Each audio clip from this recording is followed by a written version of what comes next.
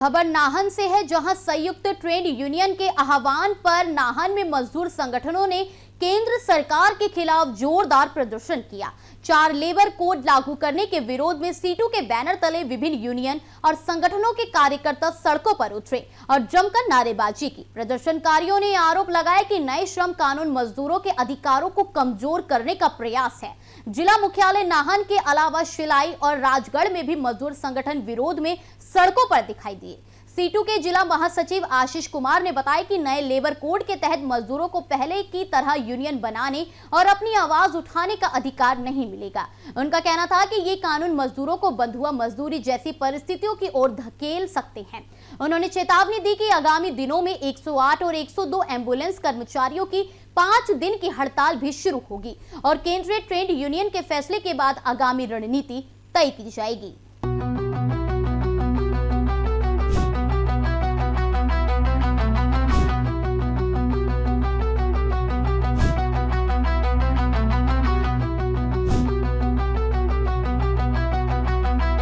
आज पूरे देश के अंदर संयुक्त ट्रेड यूनियन के आह्वान पर ये 4 लेबर कोड के विरोध में प्रदर्शन किए जा रहे हैं। इसमें हमारे साथ अलग अलग ट्रेड यूनियन हैं, जिसमें AITUC है, इंटक है और दूसरे BMS को छोड़ के सभी ट्रेड यूनियंस इसके अंदर भाग ले रहे हैं। और जो हमारी यूनियन है, जिसमें आंगनवाड़ी वर्कर्स हेल्पर यूनियन है, mid day meal worker union है, 108 102 एम्बुलेंस कर्मचारी है और आपका हिमाचल किसान सभा और संयुक्त किसान सभा के लोग भी आज इस हड़ताल के अंदर इसका समर्थन कर रहे हैं।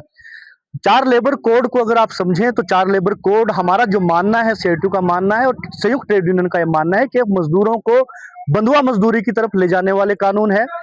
कि बंधुआ मजदूरों की तरफ ले जाने के कानून हम इसलिए कह रहे हैं कि हमारे देश के मेहनत कश जनता ने अंग्रेजी हुकूमत से भी लड़के अपने 44 श्रम कानून हासिल किए थे और इन 44 श्रम कानूनों में से 29 को खत्म करके केंद्र की मोदी सरकार ने देश के बड़े पूंजीपति, चाहे वो अदानी है, अंबानी है, टाटा है, बिरला, इनके आगे घुटने टेक दिए हैं और मजदूरों को एक बंधुआ मजदूरी की जिंदगी जीने के लिए मजबूर कर दिया गया, जिसका आगामी समय के अंदर परिणाम देखने को मिलेगा।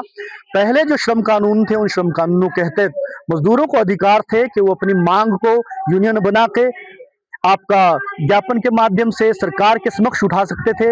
लेकिन अब इन कानूनों के अंदर ऐसे प्रावधान कर दिए हैं जिसमें न्याय संहिताओं में भी बदलाव कर दिया गया है, चाहे वो कृषि कानून है, लेबर कोड है और न्याय संहिता के अंदर बदलाव किया गया। ये सभी एक दूसरे से जुड़े हुए कानून है। आज मजदूर इन लेबर कोड के अंदर ये प्रावधान है कि मजदूर अपनी यूनियन नहीं बना सकता।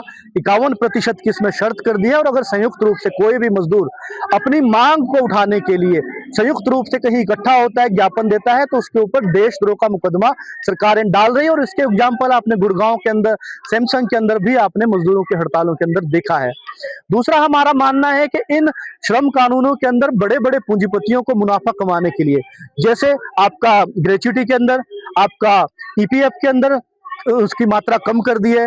8.33 जो बोनस था पहले वो फिक्स कर दिया 8.33, जबकि मजदूर अपनी ताकत के दम पे उसे 10% 12% तक वो हासिल करते थे। इसका सीधा प्रसारण EPF का शेयर कम कर दिया है, जिससे कंपनियों को फायदा हो रहा है और मजदूरों को नुकसान हो रहा है। और सरकार ने एक शगुफा छोड़ा है बड़े बड़े पूंजीपति घरानियों का, इसमें काम के घंटे 8 से 12 कर दिए और ये कहा जा रहा है कि मजदूर वर्ग के जीवन में क्रांतिकारी परिवर्तन लाने वाले हैं। लेकिन ग्रेच्युटी का 1 साल कर दिया है, लेकिन ग्रेच्युटी 1 साल करने के बाद फिक्स टर्म कर दिया है। आपको मात्र रोजगार ही फिक्स टर्म पे दिया जाएगा, 8 महीने, 11 महीने, 12 महीने का रोजगार होने नहीं दिया जाएगा, तो ग्रेच्युटी के दायरे से वर्कर बाहर हो जाएगा। दूसरा, आज आंगनवाड़ी है, इनको हम सरकारी कर्मचारी की मांग कर रहे हैं, लेकिन अब स्कीम को बचाने की मांग हो गई है।